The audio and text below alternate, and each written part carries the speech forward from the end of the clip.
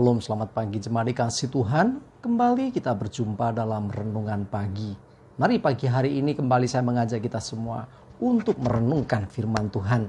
Supaya melalui firman Tuhan, hidup kita akan terus dibangun dan kita akan terus bertumbuh, diteguhkan dan juga dikuatkan dalam iman dan pengharapan. Karena firman Tuhan adalah kebenaran yang memerdekakan hidup kita. Firman Tuhan menjadi sumber kekuatan kita. Firman Tuhan juga yang akan terus menuntun dan menerangi langkah hidup kita. Mari jemaat dikasih Tuhan, sebelum kita merenungkan firman Tuhan, kita akan berdoa terlebih dahulu. Bapa di surga, kembali Tuhan pagi hari ini kami datang ke hadirat-Mu. Kami menaikkan segala puji dan hormat dan syukur atas segala kebaikan-Mu, rahmat dan anugerah-Mu, berkat dan kemurahan-Mu, perlindungan Tuhan, penyertaan Tuhan, pertolongan dan juga pemeliharaan Tuhan atas seluruh hidup kami.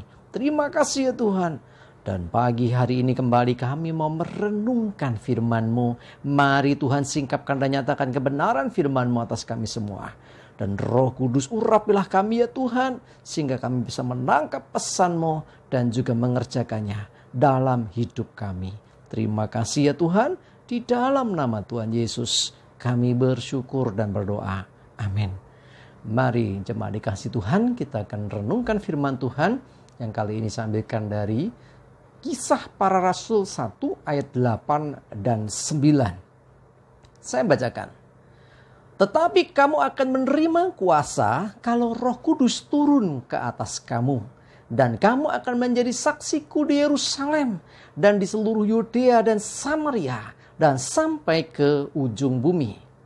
Sesudah ia mengatakan demikian, terangkatlah ia disaksikan oleh mereka. Dan awan menutupnya dari pandangan mereka. Jemaat dikasih Tuhan, peristiwa kenaikan Tuhan Yesus menjadi peristiwa yang patut untuk dikenang. Bukan hanya dikenang, untuk selalu diperingati. Kenapa? Karena di sana Tuhan menjanjikan sesuatu. Apa itu? Yaitu bahwa setiap orang yang percaya harus, atau istilahnya waktu itu ya harus tinggal di Yerusalem. Untuk apa? Diperlengkapi Tuhan. Nah, perlengkapan seperti apa ini maksudkan? Yaitu kamu akan terima kuasa kalau Roh Kudus turun ke atas kamu. Dan kamu akan jadi saksiku. Nah, itu kepada murid-murid. Dan kuasa yang sama berlaku untuk setiap kita. Kita akan terima kuasa Tuhan ketika Roh Kudus memenuhi kita. Ini janji Tuhan. Tujuannya apa? Supaya kita menjadi saksi Tuhan. Ya, jadi tanpa Roh Kudus, ya, di zaman yang sulit, yang semakin berat, orang akan begitu susah, sulit untuk bisa melewati masa-masa yang sukar. Tetapi Roh Kudus memberi kuasa. Kalau dalam Alkitab terjemahan bahasa Jawa, itu dikatakan, kue bakal tompo kasekten. Ya, kesaktian gitu loh. Satu kuasa yang luar biasa. Ya, sehingga tidak heran ketika Roh Kudus memenuhi seseorang, orang itu menjadi pribadi yang powerful, penuh kuasa sehingga melakukan banyak perkara, bahkan menjadi saksi dengan berani memberitakan kabar baik kepada dunia. Ini yang Tuhan inginkan, ya. Dan peristiwa kenaikan Tuhan Yesus sendiri, ya, disaksikan oleh banyak orang.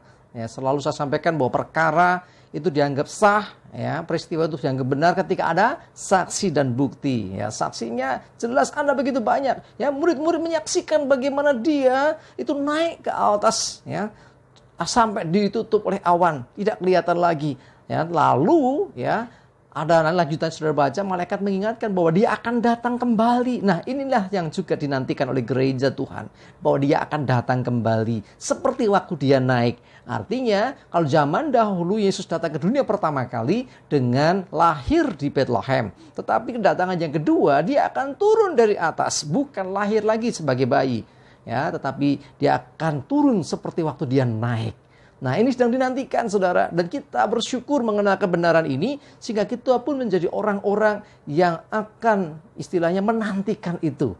Ya, walaupun kita tidak tahu ya kapan waktunya. Bisa saja kita menyaksikan langsung. Atau kalau tidak pun kita percaya bahwa kita pun akan diangkat bersama-sama dengan dia ke surga. Jemaat dikasih Tuhan. Sekali lagi saya sampaikan, perkara itu menjadi sah.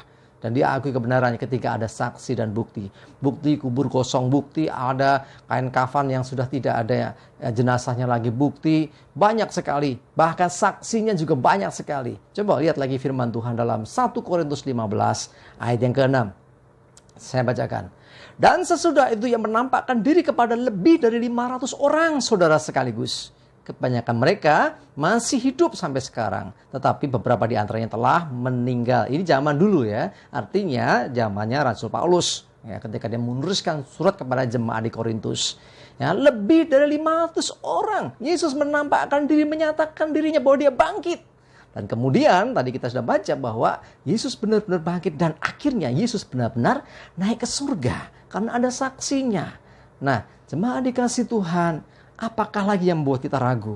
Kalau Yesus sudah bangkit dari kematian, dia mengalahkan alam maut. Artinya setiap orang yang percaya kepadanya tidak akan ditahan oleh alam maut. Artinya dia bebas dari maut atau kematian kekal. Sebaliknya Yesus bangkit. Nah, kita pun juga akan mengalami kebangkitan dan kehidupan yang kekal bersama dengan Yesus. Yesus lebih dahulu naik ke surga, menyediakan tempat bagi kita. Dan saatnya nanti dia akan kembali menjemput kita. Karena Yesus pernah berkata bahwa aku mau supaya di tempat di mana aku berada, kamu pun berada. Jadi Tuhan begitu mengasihi kita, sehingga dia ingin kita pun akan ada di tempat di mana dia berada, yaitu di surga. Jemaat dikasih Tuhan, kita sudah menantikan waktu kedatangannya. Kita sudah di akhir dari akhir zaman. Waduh ini.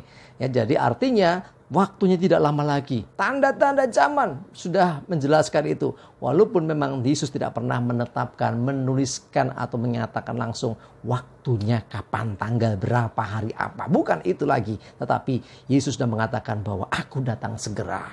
Jemaat dikasih Tuhan, ayo. Apapun kondisimu, jangan sampai kau melupakan Tuhan. Apapun kesibukanmu, jangan sampai kau melalaikan Tuhan. Utamakan Tuhan. Ya, hari ini kita bersama-sama memperingati hari kenaikan Tuhan Yesus ke surga. Dan biarlah ini menjadi momentum buat kita untuk kita berbenah diri, untuk kita menyambut kedatangan Dia ya di akhir zaman ini, supaya kita menyiapkan diri kita. Ya, sebab Yesus yang telah naik ke surga, dia juga akan datang kembali yang kedua untuk menjemput kita semua. Mari kuatkan, teguhkan hatimu, tetap percaya teguh di dalam Tuhan. Amin. Kita berdoa. Bapa di surga, terima kasih firman-Mu pagi ini yang menyadarkan, mengingatkan kami untuk kami lebih tekun, lebih sungguh di dalam mengikut Tuhan. Sungguh Engkau sudah bangkit dari kematian dan menampakkan diri ke banyak orang, bahkan lebih dari 500 orang. Bahkan akhirnya Engkau pun naik ke surga dengan disaksikan oleh murid-murid-Mu. Jadi peristiwa itu sungguh nyata terjadi. Dan kami sedang menantikan Engkau datang kembali menjemput kami. Biarlah di masa penantian ini Tuhan, kami senantiasa melakukan seperti yang Engkau perintahkan.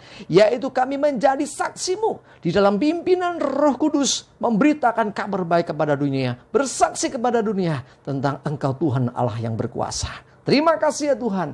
Menyerahkan hidup kami senantiasa dalam pimpinan Tuhan. Jauhkan celaka dan mara bahaya. Damai sejahtera dan berkat Tuhan menyertai kami semua. Terima kasih ya Tuhan. Serahkan hari ini hidup kami juga, ibadah dan pelayanan kami juga dalam pimpinan-Mu. Terpuji nama Tuhan.